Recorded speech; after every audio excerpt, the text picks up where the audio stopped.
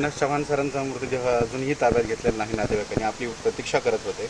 आपण आता SP साहेबांना भेटला आहात, आता नेमकं काय आपली भूमिका आहे? तर आमची भूमिका हीच आहे की SP साहेबांना भेटल्यानंतर आम्हाला जो पॉझिटिव्ह रिस्पॉन्स मिळाला आणि या ज्यांनी हत्या केली, कोणी केली, काय केली ह्याबाबत पोलिसांचा तपास चालू आहे आणि तो पॉझिटिव्हली चालू आहे. त्याबाबत आमचं आत्मिक समाधान झालेलं आहे आणि त्याच्यामुळे मी त्यांच्या नातेवाईकांना वगैरे सांगून माझी बॉडी आम्ही ताब्यात घ्यायला सांगितलेली आहे. फक्त आमचं म्हणणं असंच होतं की काही गोष्टी अशा होतात की लातूरमध्ये 1-2 घटना घडल्या, ते त्याच्यामध्ये काही गोष्टी उघड नाही झाल्यामुळे आम्ही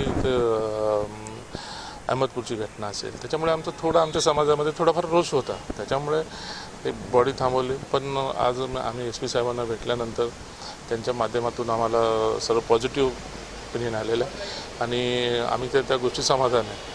SP साहेबांनी आम्हाला ज्या पद्धतीने आश्वासन दिलं त्या आश्वासनाच्या आधारे आम्हाला एवढं समजलं की हा गुन्हा लवकरच प्रगट होईल, त्याच्यामुळे आम्ही समाधानी आहोत. नेमकी भूमिका काय असेल आता आमची भूमिका हीच आहे. आमची भूमिका हीच आहे की ज्या पद्धतीने ज्या काही गोष्टी घडलेल्या आहेत, आज ज्या क्लासेसच्या वॉर चालू आहेत आणि त्यामधून पहिल्यापासून आमचं याच्यावरती आत्ता पण आमचं तेच आहे की जे काय घडलेलं असेल तर आम्ही क्लासच्या वॉरमधूनच काही गोष्टी झालेल्या आहेत, त्याकडेच पोलिसांनी लक्ष द्यायचं आमची त्यांना विनंती केलेली आहे आणि त्यांनीसुद्धा त्या पद्धतीने सांगितले. आता आम्ही SP साहेब असतील, त्यांचे सर्व अधिकारी असतील, त्यांच्याकडनं ज्या काही गोष्टी आम्हाला समजल्या त्या पॉझिटिव्हली आम्हाला समजल्यामुळे आम्ही आता ती बॉडी आम्ही ताब्यात घेतो आणि हे करतो. आणि त्याच्यानंतरसुद्धा जर आम्हाला काही वेगळ्या पद्धतीने जर न्याय नाही भेटला तर आम्ही जसं पंढरपूरची गोष्ट घडली आमच्या नगरसेवक संदीप पवारच्या बाबतीत, तशीच मग आम्ही 10-12 दिवसांनी आम्ही परत या ठिकाणी एखादा लातूरमध्ये मोठा मोर्चा काढू.